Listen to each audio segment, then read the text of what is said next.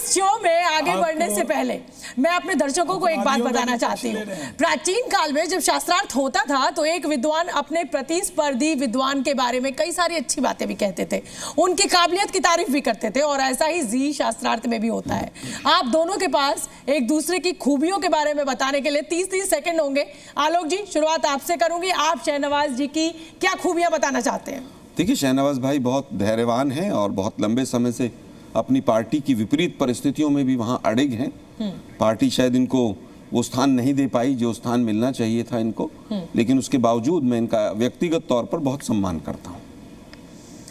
शहनवाज जी, अब वैसे 30 सेकंड आपके पूरे नहीं हुए, मतलब आप समझ लीजिए आप अपने प्रतिस्पर्धा जिसके साथ कर रहे हैं उसके बारे में 30 सेकंड। मैं कहूंगा कि बहुत कम आयु में परमात्मा ने इनको आशीर्वाद भी दिया। अटल जी की सरकार में बहुत कम आयु के मंत्री रहे, कैबिनेट रैंक के मिनिस्टर रहे, ठीक है, और कभी विवादों में ज्यादा नहीं रहे, कभी बहुत बड़बोले नहीं रहे, कभी जाति और धर्म के बारे में बहुत गलत टिप्पणियां नहीं की। शहनवाज हुसैन, आलोक जी के बारे में उनकी खूबियां 30 सेकंड। साफ सुथरे अच्छे इंसान हैं और बहुत धैर्यवान हैं, और कांग्रेस पार्टी में इनके टैलेंट के, ये अपने बैच के टॉपर हैं, इंजीनियर हैं, इन्होंने अच्छी पढ़ाई लिखाई की है, यूपीएससी में 2 बार इंटरव्यू में रहे हैं, लेकिन कांग्रेस पार्टी ने इनके साथ भी इनसे कम टैलेंटेड लोगों को जनरल सेक्रेटरी और क्या क्या बनाया। इनको और आगे भेजना चाहिए।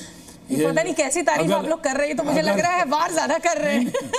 अगर जितनी अच्छी डिबेट ये करते हैं और जितने इनके राज्यसभा के मेंबर हैं उनको ये ट्यूशन पढ़ा सकते हैं, इतनी अच्छी डिबेट ये। चलिए ठीक है, आलोक जी को बहुत अच्छा स्थान। देखिए यही राजनीति है कि हम अपने जो जिनके साथ हम चुनाव लड़ते हैं, जिनके साथ हमारी प्रतिस्पर्धा है, हम उनकी तारीफ तो करते हैं, लेकिन किस अंदाज में करते हैं ये आपने सुना।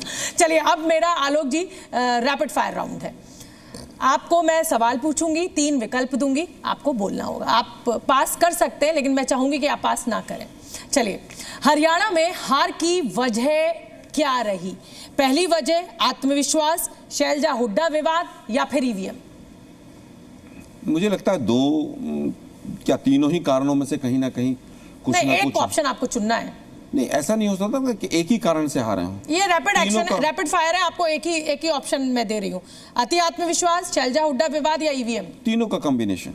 चलिए, राहुल गांधी का कौन सा मुद्दा पिट गया? जलेबी, जाति जनगणना, या फिर खटाखट गारंटी? देखिए, खटाखट गारंटी, यहाँ पर तो खटाखट गारंटी की बात नहीं आई थी, और जहां तक बात जलेबी की है, जलेबी कोई मुद्दा नहीं था, एक विषय था केवल। तीसरा विषय आपने क्या लिया? जाति जनगणना। जाति जनगणना हमारा विषय आज भी है और आगे भी रहेगा। वो राजनीतिक विषय नहीं है, वो सामाजिक और आर्थिक विषय। ठीक है, अगला सवाल, धारा 370 को लेकर कांग्रेस पार्टी का क्या स्टैंड है? वापस लाएंगे, लाने की जरूरत नहीं है, सरकार आने पर लाएंगे? धारा 370 आज भी संविधान का हिस्सा है। अनुच्छेद 370 आज भी संविधान का हिस्सा है।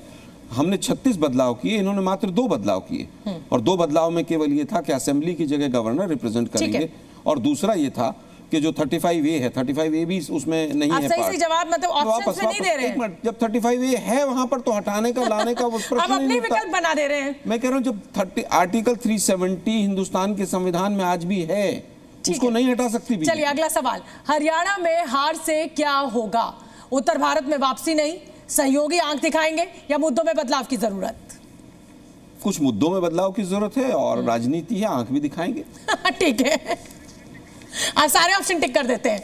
कांग्रेस में सबसे बड़ा नेता कौन है? मल्लिकार्जुन खड़गे, प्रियंका गांधी, या फिर राहुल गांधी? आज कांग्रेस पार्टी में मुश्किल सवाल है, अगर सबसे बड़ा कोई लीडर है, तो आज मैं समझता हूँ कांग्रेस के प्रेसिडेंट हैं मल्लिकार्जुन खड़गे जी, लेकिन पूर्व प्रेसिडेंट जो रहे हैं और जो उनका आज योगदान है वो भी कम नहीं। ठीक है, अब शहनवाज सर आपकी अच्छा, एक और सवाल है, एक और सवाल है आलोक जी। बीजेपी को हराना क्यों मुश्किल है? मैं विकल्प जल्दी से आपको बता देती हूँ। मोदी शाह की जोड़ी, बीजेपी की रणनीति, या हिंदू हित की लड़ाई? जल्दी से बोलिए, सोच में पड़ गए आप। जल्दी बोलिए, यही सोच आपकी मीटिंग्स में भी हो रही है। जल्दी बताइए, मोदी शाह की जोड़ी, बीजेपी की रणनीति, या हिंदू हित की लड़ाई? जल्दी से बताइए आलोक जी, ये सवाल आपसे है। अच्छा, मुझसे सवाल है? ये सवाल आपसे आप इनसे नहीं, आपसे सवाल है। माफी चाहूंगा जी, बताएं। बीजेपी, आप ये सवाल मैं एक बार फिर से रिपीट कर देती हूँ, आपको लगा कि बीजेपी को हराना क्यों मुश्किल है? मोदी शाह की जोड़ी, बीजेपी की रणनीति या हिंदू हित की लड़ाई? मुझे लगता है इसमें एक ऑप्शन और भी होना चाहिए, तंत्र, सिस्टम इनके कब्जे में। सिस्टम इनके कब्जे? आपने अपना ही ऑप्शन बना दिया। बता रहा हूं ना, सर आप कंपटीशन देने बिल्कुल मत जाइए, एकदम सर पीट लेगा एग्जामिनर अपना। आप अपने ही विकल्प बना देते हैं। चलिए शाहनवाज हुसैन, अब आप हिंदुत्व की, देखिए इसमें ऑप्शन आपके गलत है। देखिए मैं बताता हूँ, हिंदुत्व की लड़ाई तो इनका कपटी राष्ट्रवाद है, नकली हिंदुत्व है, तो हिंदुत्व की लड़ाई तो लड़ते चलिए ही हैं। अब रैपिड फायर शाहनवाज हुसैन के लिए, बीजेपी की जीत का नायक कौन है? जल्दी से विकल्प सुन लीजिए आप। बीजेपी कार्यकर्ता, आरएसएस और एक अकेला मोदी। अकेला मोदी, ठीक है। इसलिए बीजेपी हर बार कामयाब हो जाती है। मैं जल्दी से आपको विकल्प बता देती हूँ। ईडी सीबीआई का डर दिखा देते हैं, विपक्ष में तोड़फोड़ कर देते हैं, मुख्यमंत्री को गिरफ्तार मतलब, और मजबूत रणनीति। मजबूत रणनीति, ये देखिए एकदम ऑप्शन क्लियर है आलोक जी। कौन से युग वाली बीजेपी ज्यादा अच्छी है? जल्दी से मैं विकल्प बता देती हूँ। अटल आडवाणी वाली, मोदी शाह वाली, या इसमें से कोई भी नहीं? नहीं, आज वर्तमान की ही बीजेपी अच्छी है, ज्यादा सरकारें हम ला रहे हैं, ज्यादा परफॉर्म कर रहे हैं। चलिए ठीक है, तो इसमें बड़ी क्लैरिटी है, शाहनवाज हुसैन को क्लैरिटी है। देश का सबसे लोकप्रिय नेता कौन है? मैं जल्दी से विकल्प बता देती हूँ। अटल बिहारी वाजपेयी, नरेंद्र मोदी या फिर श्यामा प्रसाद मुखर्जी? नरेंद्र मोदी सबसे ज्यादा लोकप्रिय, ठीक है। हाँ, अभी तो वही। सरकार को तुरंत क्या करना चाहिए? सरकार तुरंत क्या करे? महंगाई कम करे, बेरोजगारी दूर करे, या नफरती बयानबाजी रोके?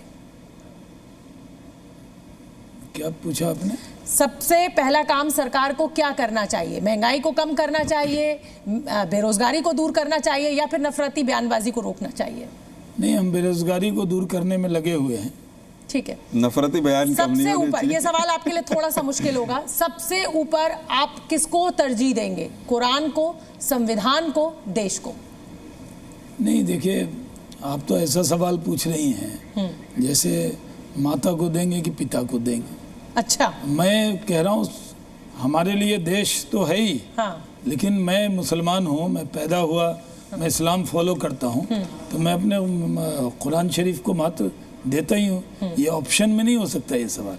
ठीक है, न देश ऑप्शन में होगा, न हमारे कुरान संविधान ऑप्शन में होगा। चलिए ठीक है, आप दोनों ही मेहमानों का बहुत बहुत धन्यवाद। जी शास्त्रार्थ का हिस्सा बने और बहुत बेबाकी के साथ एक दूसरे के सवालों का जवाब भी दिया। हाँ, थोड़ी तकरार भी हुई, तो मैं अपने दर्शकों से यही कहूंगी कि देखते रहिए जी न्यूज और जी शास्त्रार्थ।